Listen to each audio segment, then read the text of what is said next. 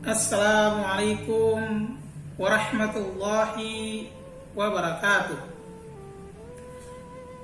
Alhamdulillah, nahmaduhu wa nasta'inu wa nastaghfiruh wa na'udzu billah min syururi anfusina wa min sayyiati a'malina.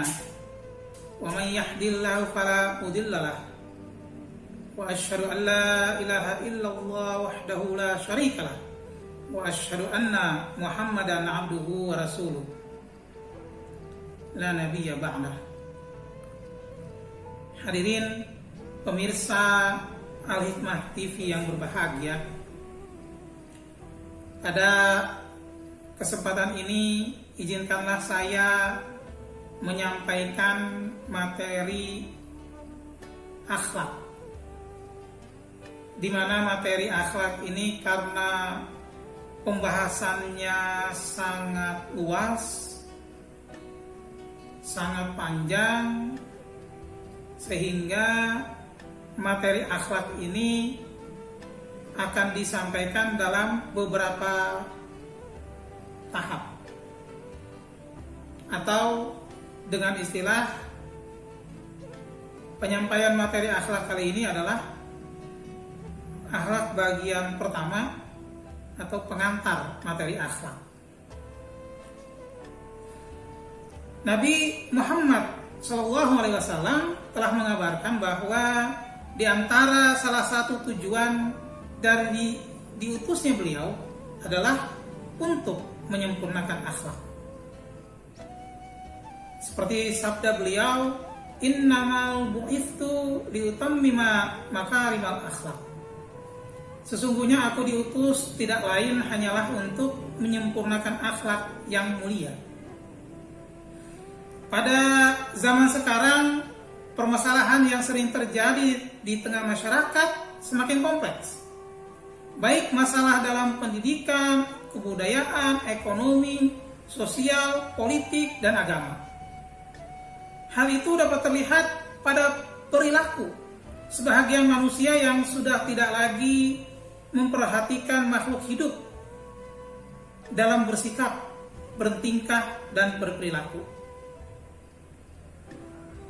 Akhlak menjadi hal yang sangat penting dalam bergaul dan bermasyarakat. Jika kita berakhlak baik atau akhlak hasanah, maka orang-orang akan menyukai kita. Karena akhlak ibarat magnet yang mampu menarik setiap hati manusia. Dan dengan akhlak yang baik, hidup akan lebih bermakna. Baik itu akhlak terhadap Allah, akhlak terhadap sesama manusia, atau akhlak terhadap lingkungan. Lihatlah berita pada media sosial, baik cetak, elektronik, maupun internet. Hampir setiap hari tidak terlepas dari berita-berita riba, fitnah, perampokan, pembunuhan, miras, pemerkosaan, narkoba, korupsi, tawuran, dan lain sebagainya. Hal tersebut sudah menjadi sebuah peristiwa yang lumrah, yang umum kita lihat, sehingga seakan menjadi kebiasaan. Akhlak merupakan hal yang sangat penting dalam kehidupan. Kepintaran, kejeniusan yang tidak diiringi dengan akhlak hasanah akan menjadi sebuah kesalahan besar yang akhirnya mengakibatkan terjadinya suatu kejahatan.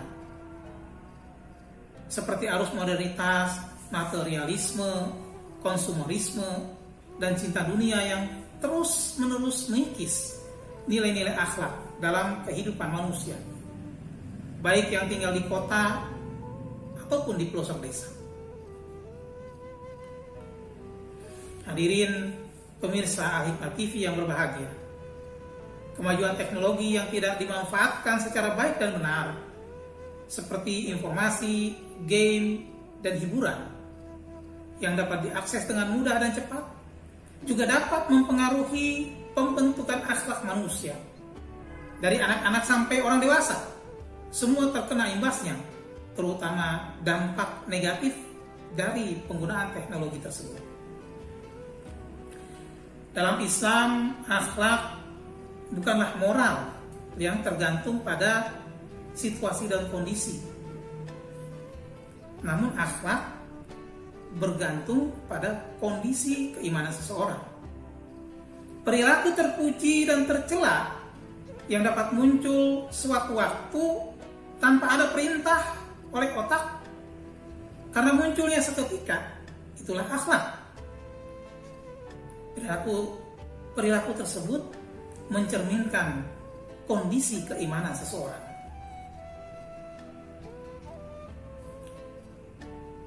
Akhlak dalam ajaran Islam tidak bisa disamakan dengan etika. Jika etika dibatasi pada sopan santun antar sesama manusia, serta hanya berkaitan dengan tingkah laku lahiriah semata, namun akhlak lebih luas maknanya, karena bersifat batiniah yang berkaitan langsung dengan jiwa dan kondisi keimanan seseorang. Akhlak dalam ajaran Islam mencakup berbagai aspek, multi aspek.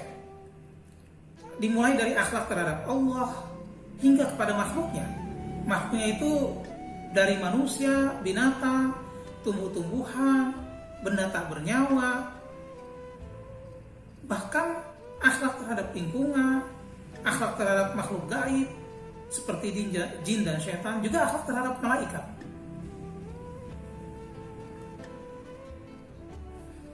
Berkaitan dengan kondisi di atas, bagaimana pentingnya akhlak dalam kehidupan kita? Karena akhlak merupakan kewajiban fitrah.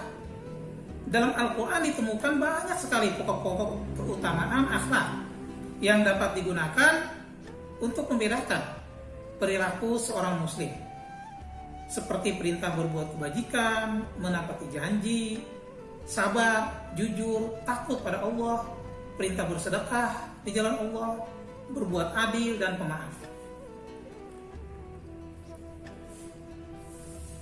Hadirin pemirsa Al-Hikmah TV yang berbahagia, keharusan menjunjung akhlak karimah lebih dipertegas oleh Rasulullah Muhammad SAW dalam hadisnya yang berarti telah menceritakan kepada kami Mahmud bin Ghailan telah meriwayatkan kepada Abu Daud, ia berkata telah memberitakan kepada kami Syu'bah dari Amasi, ia berkata aku mendengar Abu Wail menceritakan dari Masruq dari Abdullah bin Amr, ia berkata Rasulullah SAW bersabda, sebaik-baik orang di antara kalian adalah orang yang paling baik akhlaknya di antara kalian. Nabi SAW bukanlah seorang yang buruk perangainya. Abu Isa berkata, ia adalah hadis hasan dan sahih. Dalam hadis lain Rasulullah juga bersabda yang artinya sesungguhnya orang yang paling aku cintai dan paling dekat dengan tempatnya atau kedudukan dariku pada hari kiamat kelak adalah orang yang paling baik akhlaknya di antara kalian. Sesungguhnya orang yang paling aku benci dan paling jauh tempat atau kedudukannya dariku pada hari kiamat kelak adalah orang yang banyak bicara,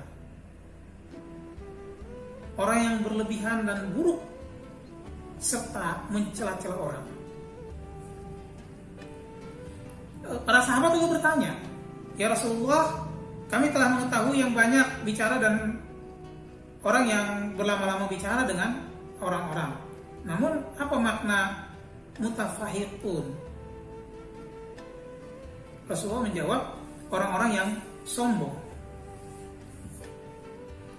Dalil-dalil di atas menunjukkan atau sebagai referensi bahwa akhlak Islam bukan hanya hasil pemikiran manusia dan tidak berarti lepas dari realitas hidup, melainkan akhlak Islam merupakan persoalan yang terkait dengan kondisi keimanan, akal, hati, jiwa, dan realitas kehidupan di alam dunia saat ini sampai hari kiamat nanti.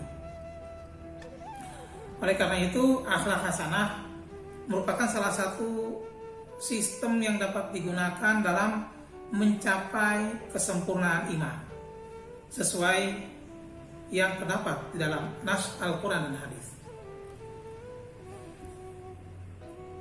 Hadirin pemirsa Al-Hikmah TV yang berbahagia, di awal materi akhlak, saya akan membahas makna atau definisi akhlak, di mana kata akhlak dapat didefinisikan dengan menggunakan dua pendekatan, yaitu secara linguistik, kebahasaan, dan pendekatan terminologi atau peristilahan. Pertama, akhlak menurut Ibnu Miskawih secara bahasa terbagi menjadi dua. Pertama, bahwa akhlak adalah sifat bagi jiwa atau nafs ya. Kedua, sifat alami manusia yang tertanam dalam jiwa yang memiliki kehendak yang kemungkinan sifatnya baik atau buruk. Kata akhlak terambil dari bahasa Arab yaitu al-khuluq, yang merupakan jamak dari akhlak, berarti tabiat atau budi pekerti, al-ada kebiasaan, al-din agama.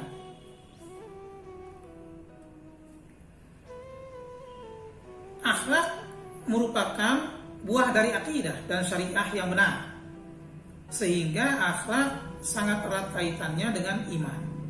Rasulullah Muhammad SAW bersabda, sehubungan dengan akhlak, hati dan lisan.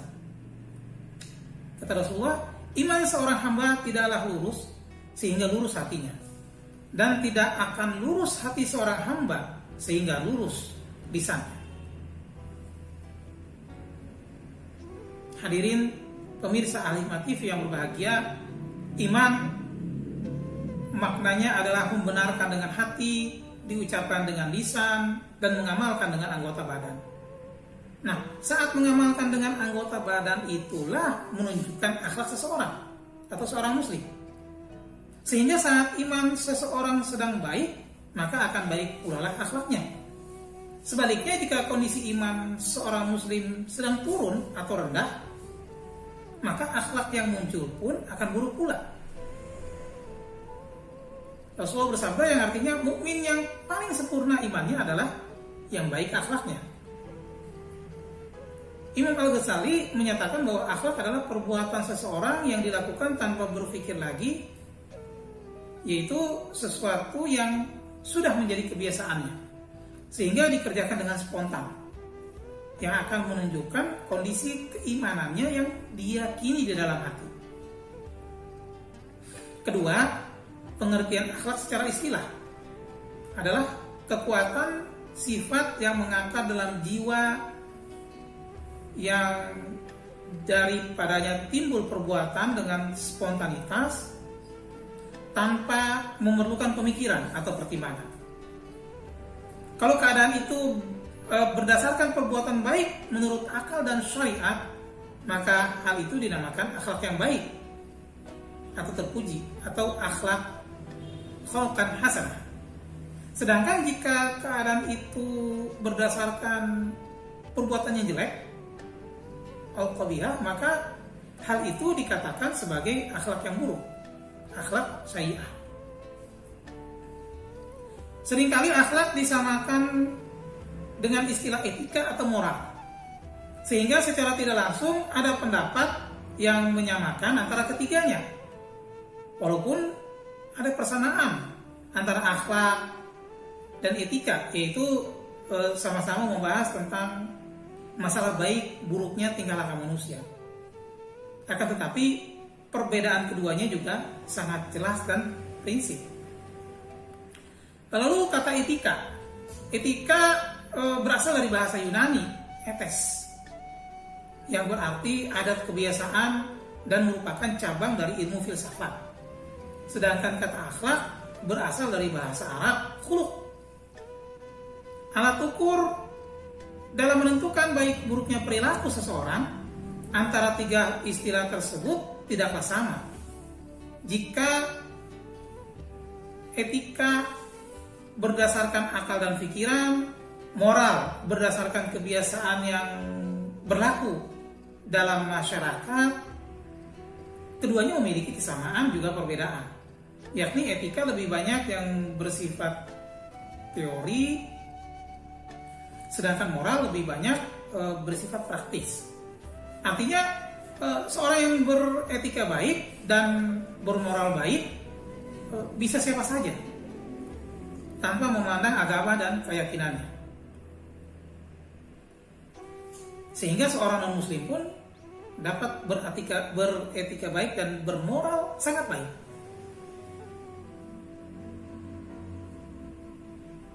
Sementara akhlak,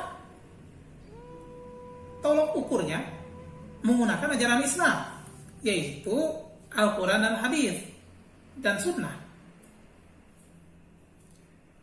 Artinya, akhlak baik atau akhlak hasanah hanya bisa dimiliki oleh seorang muslim dan mukmin. Seorang muslim yang imannya sedang stabil atau baik, maka akhlaknya akan baik pula. Sebaliknya tidak akan pernah terjadi seorang non-muslim, bukan orang Islam, berakhlakul karimah. Karena landasannya akhlak adalah akidah, tauhid dan syariat Islam yang dibawa oleh Rasulullah Muhammad SAW. Seorang non-muslim bisa memiliki etika yang sangat baik, bisa memiliki moral yang sangat tinggi, tapi tidak akan mungkin berakhlakul karimah. Ada beberapa akhlak menurut Al-Ghazali terbagi menjadi dua, yaitu akhlak terpuji atau akhlak mahmudah dan akhlak buruk, mazmumah. Akhlak mahmudah atau akhlak hasanah merupakan suatu bentuk ketundukan dan ketakwaan seseorang kepada Allah Subhanahu wa Ta'ala, sehingga apapun yang kita perbuat dimanapun dan kapanpun kita berada, menimbulkan rasa malu sekaligus takut kepada Allah Subhanahu wa Ta'ala. Seseorang dikatakan berakhlak mulia jika budi pekertinya halus, berwatak lembut, wajahnya ceria, tidak suka menghardik, dan selalu bertutur kata baik. Beberapa perilaku yang termasuk akhlak mulia diantaranya beriman, bertakwa, ridha dan cinta kepada Allah, beriman kepada malaikat Allah, beriman kepada kitab-kitab Allah, beriman kepada Rasulnya, beriman kepada hari kiamat, pada takdir, taat dalam beribadah kepada Allah, selalu menepati janji, berlaku adil, berani dalam segala hal yang positif, bijaksana, pemaaf, zuhud, dan tidak rakus terhadap kehidupan duniawi. Akhlak mahmudah inilah yang dikenal dengan akhlak azimah dan akhlak karimah. Lalu yang kedua, pembagian akhlak yang kedua menurut Al-Ghazali adalah akhlak sayyi'ah, akhlak mazmumah atau yang tercela. Merupakan sifat yang dapat merusak keimanan seseorang dan menjatuhkan martabatnya sebagai manusia. Pendapat beberapa ulama tentang akhlak yang buruk, diantaranya Wahab Ibnu Munabbih berkata, akhlak yang buruk itu adalah seperti tembikar yang pecah, tidak dapat diletakkan lagi dan tidak dapat dikembalikan lagi menjadi tanah. Al-Fudail berkata, aku lebih suka ditemani oleh seorang yang kurang beribadah daripada orang yang berakhlak buruk.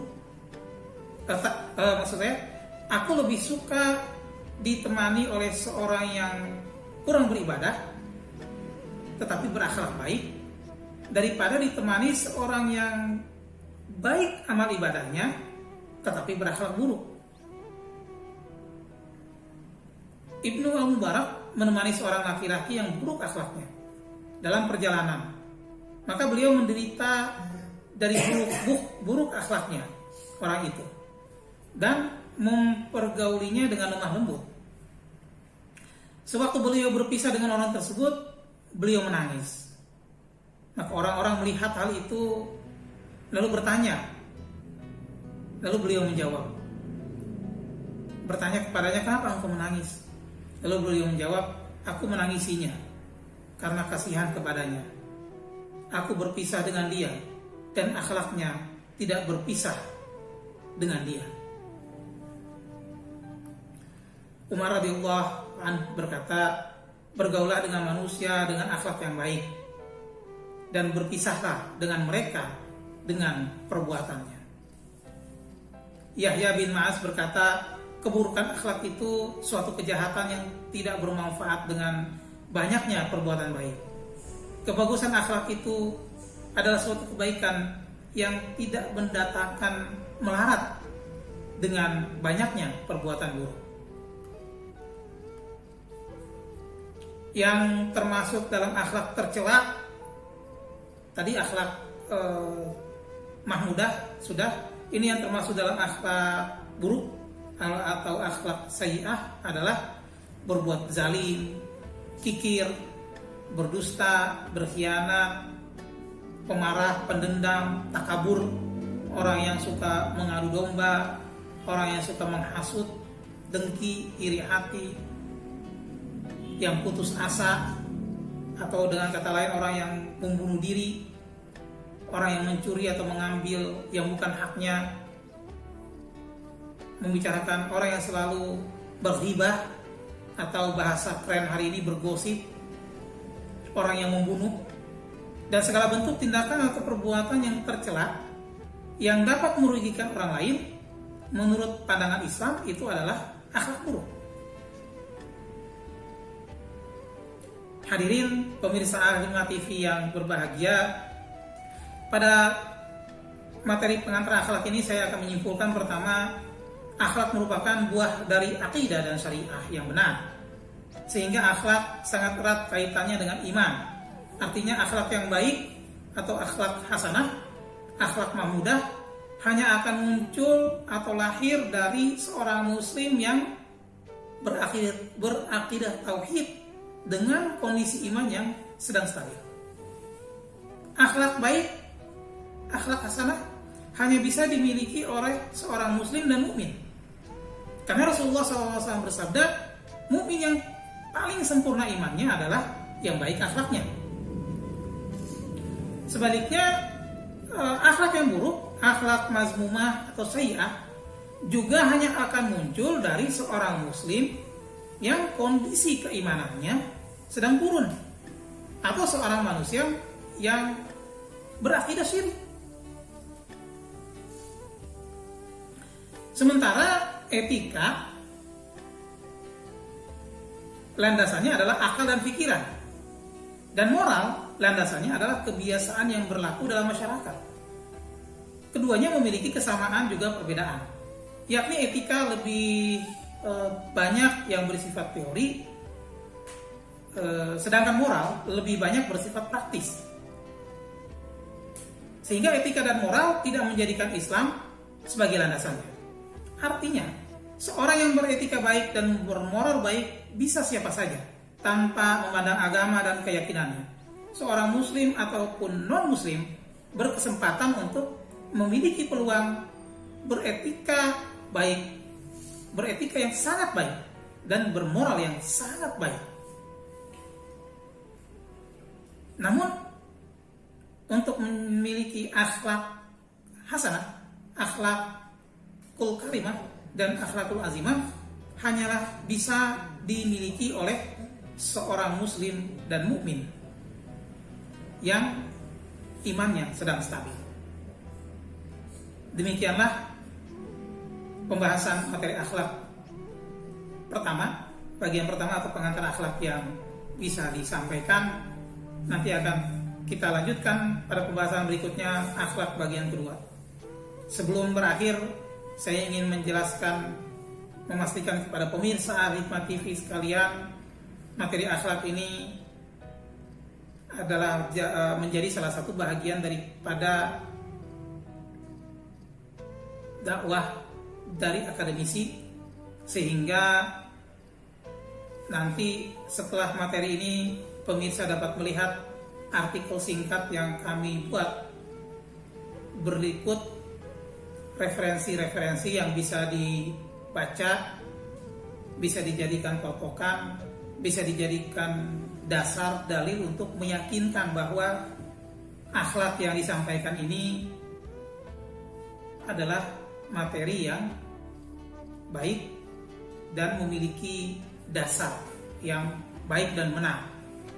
Bisa dilihat dari catatan kaki yang ada, dari daftar pustaka yang tersedia yang kami sampaikan. Bahkan tulisan ini nanti bisa menjadi salah satu referensi untuk membuat skripsi, membuat artikel-artikel dalam bidang-bidang keagamaan maupun bidang-bidang kemasyarakatan. Semoga dengan materi ini pemirsa sekalian dapat mengerti materi akhlak yang benar sesuai dengan ajaran Islam dan mampu menggunakan artikelnya untuk membuat artikel baru, mengembangkannya menjadi artikel yang lebih baik tentang materi akhlak.